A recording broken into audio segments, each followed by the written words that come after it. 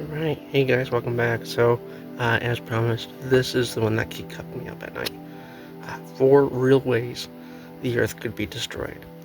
So, like last video, the last video was running about 30 minutes. This one's going to be probably running no more than 20. So, sit back, relax, grab your popcorn. This one here is the one that kept me up at night. Not so much the first 4. 1, 2, I think that's an ad. 3, okay. So, it is the 4th one. It's not the first 3. The 4th one is the one that cut me up at night. The 4th one is like, holy cow. So, but all of these are interesting. Again, this guy is does a fantastic job. Very, very well detailed with science, and he's getting information right. I mean, it's very accurate, very, very on par. But man, he does a fantastic job.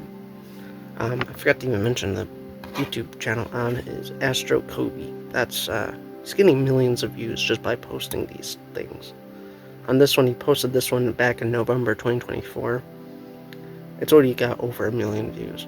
It's almost at, yeah, 1.7 million views right now. So that's insane. Alright, 17 minutes, 40 seconds. 4 ways the Earth could be destroyed. Just the title alone was enough to, grab my interest. But yeah, I already saw this, but I want to see your guys' reaction to this. So, and I don't mind listening to this. It's fantastic. All of it. We live on a tiny blue planet floating through space, and the universe is a mean place. We aren't as safe as you think. The universe isn't always kind to life.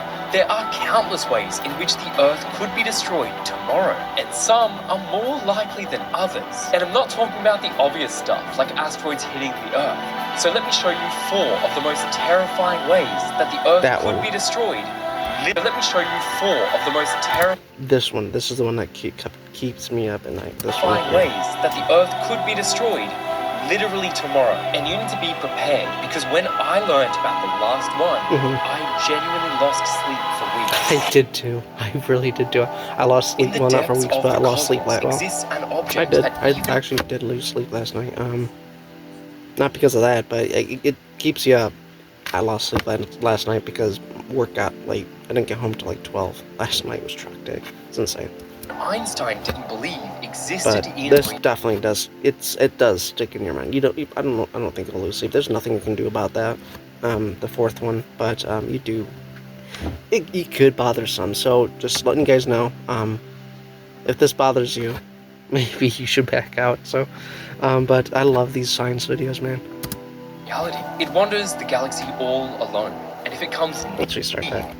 In the depths of the cosmos exists an object that even Einstein didn't believe existed in reality. It wanders the galaxy all alone, and if it comes near our little blue planet, it wouldn't even have to touch us to end all life on Earth for eternity. The worst part is, it's invisible, and it's not alone. It's estimated that there might be 500 million of these terrifying objects wandering our galaxy alone, and trillions more throughout the observable universe. I'm talking about rogue black holes. These are black holes that are born when massive stars reach the end of its life. The core collapses and leaves behind a black hole. This black hole will then wander the cosmos, invisible to the naked eye. There's a few methods that we can use to detect them, all of which rely on looking at how the black hole interacts with its environment. Sometimes we find them sucking matter off another star, and sometimes we see the star being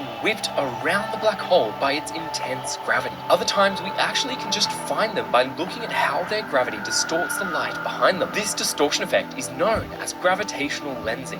Stellar mass black holes that wander the galaxy all alone are much smaller than you might think. Stars like the Sun are more than 1 million kilometers wide, and giant stars like Betelgeuse can be even larger than that, more than 1 billion kilometers wide.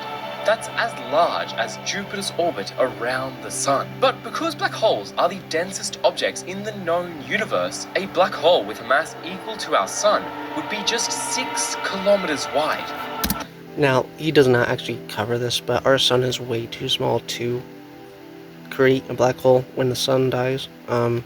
Just letting you guys know out there that I I don't think he covers this, but he's saying like, okay, so say theoretically, if our sun, condensed and create a black hole, at the end of its life, it can't. Our sun is way too small. Betelgeuse can. Betelgeuse can create. That is large enough. It can do supernova, and then, it'll create a black hole. Our sun, our sun won't explode. It'll expand and then shrink down to our sun's not going to explode. It's about halfway through its life cycle. When our sun dies,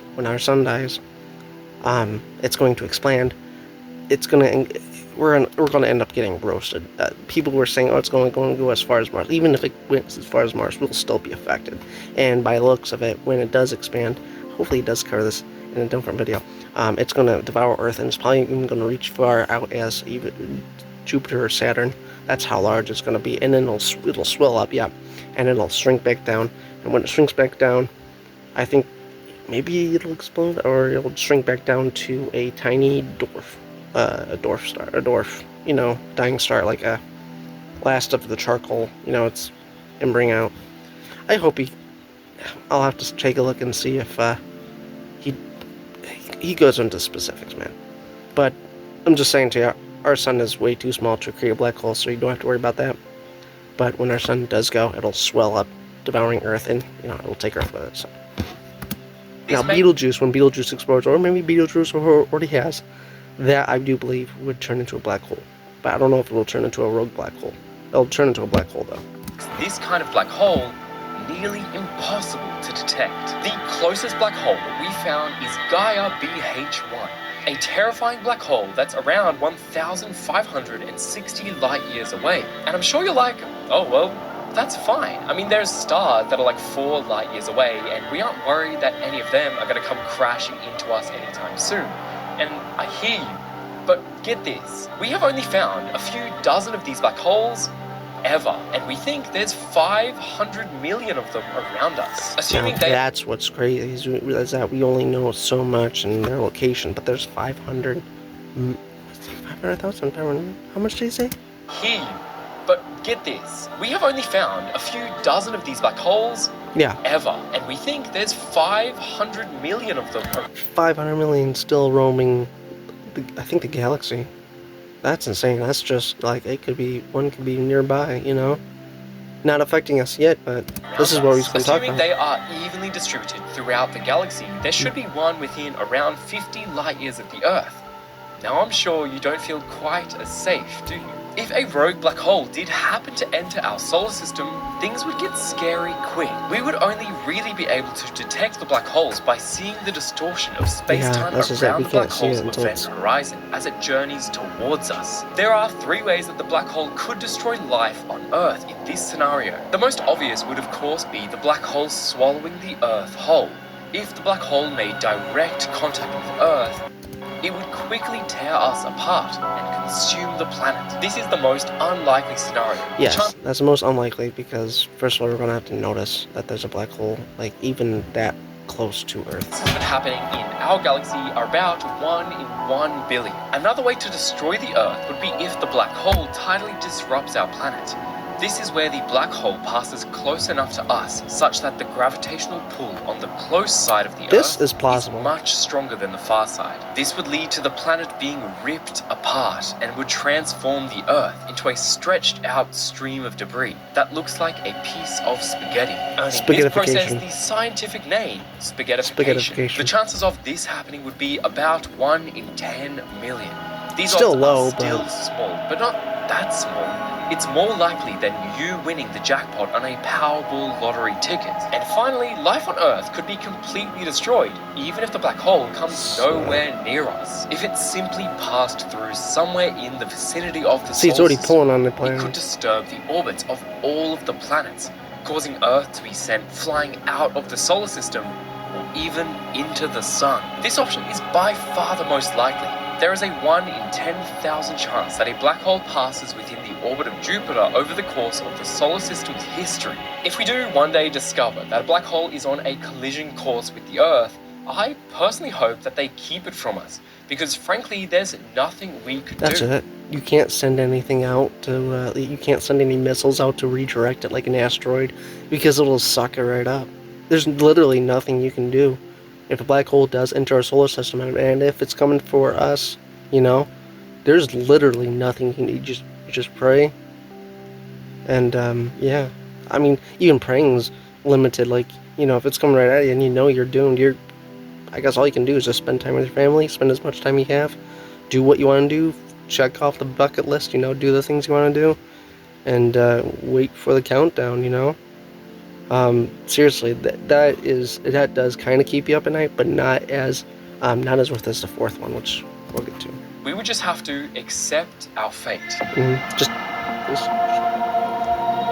150 million kilometers away from the Earth is our biggest friend and perhaps biggest enemy. The sun gives Earth life, but it can just as easily take it away. Roughly every 11 years, the sun goes through a cycle of getting progressively more active before calming down for a few years. And the terrifying part is, we have literally just entered into the next solar maximum just a few weeks ago. Yeah, a few weeks ago, but that's referring to, I think this was a year ago or 2 years ago. The sun will run out of fuel and expand into a red supergiant, consuming the Earth.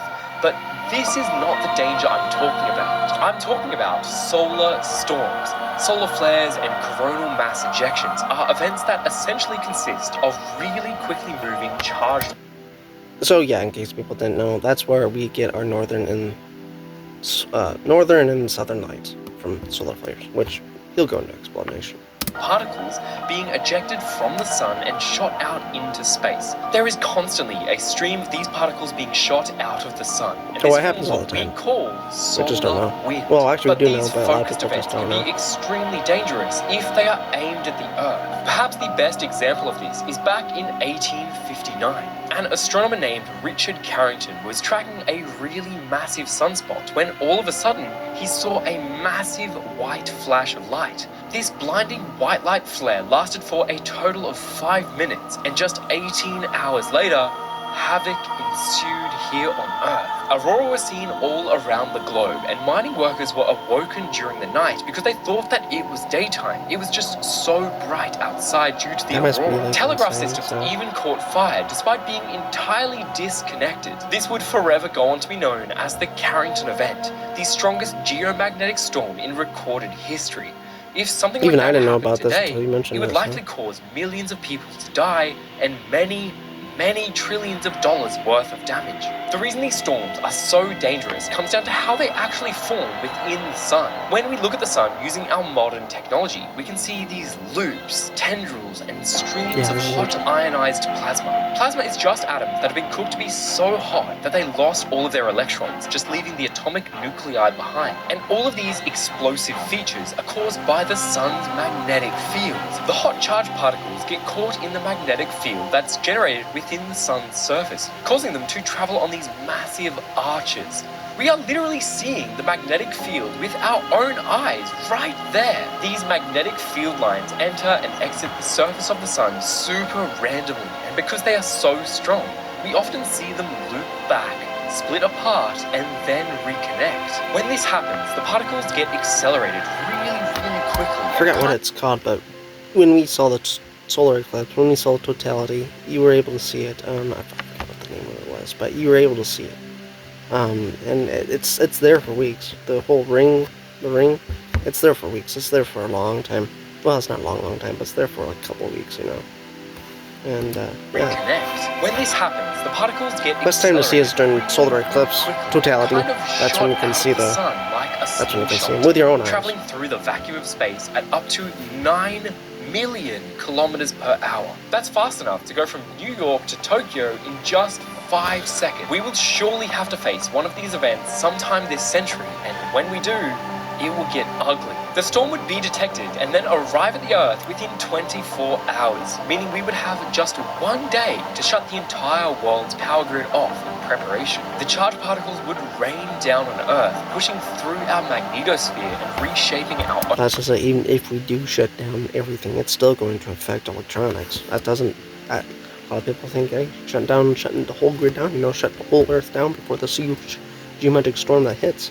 It'll save, like, no, everything's going to get, with this type of storm, the Carrington event, if it was like that, everything's fried. All electronics, literally millions of people are going to die because, one, electronics, but I mean, you need not just phones, but fridge, food, people can live without electronics. I mean, talk to the Amish. Actually, technically, if it does happen, I think Amish people, they might actually end up surviving. But for us, that we rely on electronics, a lot of people are going to go, take their own life out, with this. But let's just hope it's not going to happen. Magnetic field. Granted, the aurora would be stunning, but that's where the fun stops. Yeah. Currents of electricity would be induced in the power grids, causing surges of power that result in power station and transformers exploding. All of the communication everything, even if it's off, completely offline, so these fires would just continue to burn uncontrolled. Nearly and electrical fires. Would likely be without power for weeks, months, or even much, much longer. And those in underdeveloped countries would likely suffer for years. Millions worldwide would freeze, starve, or die of dehydration. And I know all of this sounds terrifying, but the worst part is, this is honestly the least scary way Earth could be destroyed that's being covered in this video. So take a deep breath, because things are about to get crazy. Have you ever noticed that every few months it feels like there's a news headline saying an asteroid is about to this one isn't Earth, as or aliens have finally visited us? This one, when it comes to space, the media is known to sensationalize science. The best tool I've found to help me consume. This isn't even talking about an asteroid. Forgot he does ads and then it's got a bit annoying at times. Check their services out. This next terrifying way that the Earth could be destroyed was actually discovered by complete accident. In 1963, during the height of the Cold War, the UK, US, and Soviet Union all came together and agreed that they would not detonate nukes in the atmosphere or out in space. But this was just everyone. First of all, that's like when they showed that, it's like, okay, nuke. Well, then one way the Earth could be destroyed is, World War III. But that's what I thought too when watching this. Oh, World War III. So I was gonna skip it. No, it tricks you. It's not World War III. It's not, it's not nukes. It's something similar, but it's not just right. Detonate nukes. It's not World War III, if I remember now. But this was just everyone agreeing to not do something. I mean, how could they really trust each other? And so, the US, doing what the US does, decides to launch a bunch of satellites named Vela to monitor and see if the Soviets were being honest. These satellites were mostly just looking for X-rays and gamma radiation. These are markers that would be released if a nuke was detonated in the atmosphere. They never found any signs of nuclear testing, but one day, both of the satellites had a huge spike of gamma radiation. Weirdly, it didn't appear to be coming from the Earth, and scientists had no idea what caused the spike. So they waited, and it happened again, and then again, and again, until by 1973, they had found 16 of these gamma ray bursts. It would take a further 20 years for us to finally solve the mystery of these gamma ray bursts. We know now that these flashes of gamma rays were being caused by either two neutron stars merging together, or by core collapse supernovae, like the black hole formation that we were just talking about. When a massive star runs out of its nuclear fuel, the core collapses. In this process, a gamma ray burst is created. As the star collapses, a black hole is formed, and very strong magnetic fields keep some of the star's material from falling straight into the black hole. This magnetic field guides material to the poles of the star, where it is then shot out into space at nearly the speed of light. Like a cosmic death beacon, anything in the way of these beams of hot plasma is in danger. The beam is comprised of this stellar plasma, gamma rays, electrons. Honestly, it reminds like the Death Star or, Starkiller Base when it fired that beam. It's essentially, it's a planet killer. Just wait. And positrons, and it's seriously deadly. In less than a second, these GRBs produce as much energy as the sun will emit over the course of 10 billion years. They are so powerful that we can detect them from billions of light years away. These extremely distant GRBs from other galaxies are still powerful enough to disrupt our radio communications here on Earth. Any gamma ray burst within a 200 light year radius that makes a direct hit with the Earth will vaporize our planet. The atmosphere would be ionized and harmful radiation would rain down on all of Earth's creatures. It would be a... Essentially, it is a real-life Death Star. It's probably not going to do that. It's probably going to hit the core and actually literally... Honestly, I don't know. It's showing that it does that. but honestly, it acts essentially like a real life Death Star, and figuratively, it could blow up a planet. I don't know. I mean, he's showing it like this, so it could do that, or it could blow up a planet. But essentially, it's like a real life Death Star, a real life Star Killer base, you know. And it's possible. A slow and painful death, and what's worse, it has happened before. 440 million years ago, the Earth underwent the second largest mass extinction event in history. Second to, of course, the dinosaur-killing asteroid. 85% of... Yeah, I don't know. I think you might be onto something with this one, but it is plausible. 140 million years ago, the Earth underwent the second largest mass extinction event in history. Second to, of course, the dinosaur-killing asteroid. 85% of all species on Earth went extinct. It is believed that a hypernova event occurred around 6,000 light-years away from Earth. If the gamma ray burst lasted just 10 seconds, Earth's atmosphere would have been stripped of half of its ozone nearly immediately. This exposed all of the animals on Earth to high levels of UV radiation. And the researchers leading this theory have estimated that an event like this should occur at least once every billion years or so. The chances are, of course, low, but not zero. And realistically, there's nothing we could do to save the Earth. So whether it happens a billion years from now or literally tomorrow, I'm sure whoever's around then will not be having a good day. No. It's gonna be miserable. This final method for how the Earth could be destroyed tomorrow is the most horrifying. This is the one that actually, you know, it's mind-boggling, but it does make sense. It's insane. Because it wouldn't just destroy the Earth, it would destroy the entire universe instantly. Yeah. Serious. Instantly. What I'm talking about is known as false vacuum decay, and people often make it sound really complicated when I think anyone can understand it. First, I want you to think about energy levels. I mean, everything has an energy level. Think of these like the increasing levels on a stovetop. Level 1 is, of course, the lowest level, while level 9 is the highest. The higher the energy level, the more energy. In physics classes, we are most often taught about this in the context of electron energy levels, because they can only occupy distinct, specific energy levels. And the fact that we hear repeated all the time is that everything is more stable in its ground state. This is the lowest energy level. Every system in our universe follows this rule, and that is the key to destroying the universe. And here's where things typically get confusing, because we're about to delve into quantum field theory. But stick with me. Quantum field theory just tells us that all of the elementary particles that make up the universe, the quarks, leptons, and bosons, they are all created by quantum fields that are present all throughout the universe. These fields tell all the particles how they can interact with one another, essentially giving us the laws of the universe. And these quantum fields, just like the electron, also want to be in their lowest ground stable state. Let's call it a vacuum state. Physicists are convinced that all of the fields associated with all the particles of the universe are in their vacuum states. All of them except for one. The Higgs field, associated with the famous Higgs boson, is what gives all particles in the universe their mass. And since how massive an object is relates to how much gravity it possesses, the Higgs field is really important. If the Higgs field is not actually in its vacuum state right now, things get scary. Imagine a ball that rolls down a hill and rests in a nice little valley. It appears to be stable.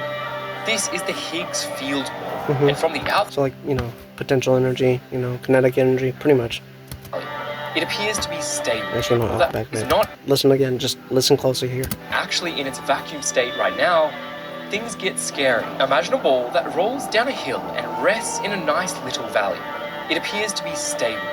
This is the Higgs field ball, and from the outside it seems like it has achieved its vacuum state, but it hasn't.